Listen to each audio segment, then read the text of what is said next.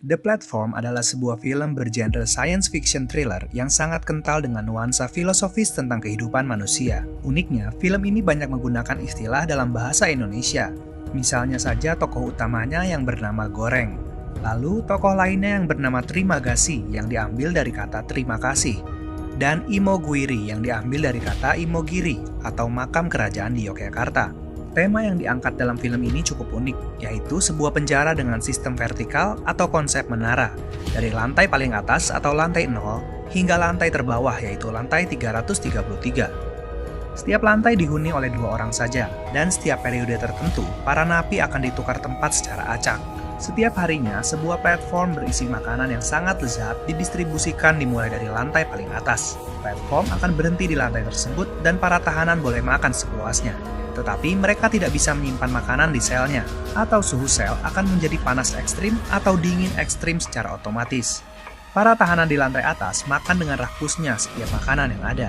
Bahkan mereka menghamburkan makanan itu dan mengotorinya dengan air kencing dan kotoran mereka. Sampai di lantai 50, makanan sudah tidak tersisa atau sudah tidak layak makan.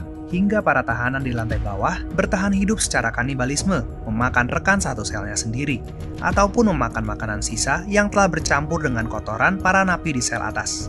Anehnya, para narapidana di lantai atas akan tidak peduli meskipun bisa saja keesokan harinya nasib mereka berubah dan ditempatkan di sel lantai bawah. Secara tersirat, film ini memperlihatkan sistem kehidupan manusia yang tidak adil, di mana orang-orang yang di atas yang memiliki kekayaan dan kekuasaan semakin memperkaya diri, dan orang-orang di bawah semakin miskin dan menderita. The Platform mencoba menunjukkan sisi serakah manusia yang tidak peduli akan sesamanya, digambarkan oleh para tahanan di lantai atas, juga memperlihatkan bagaimana manusia yang tertindas dan terinjak, memunculkan sisi beringas dan kehilangan akal sehat dalam bertahan hidup. Melalui film ini, kita melihat bahwa keserakahan hanya akan menimbulkan masalah demi masalah dalam kehidupan bermasyarakat yang membuat siklus yang tidak terputus.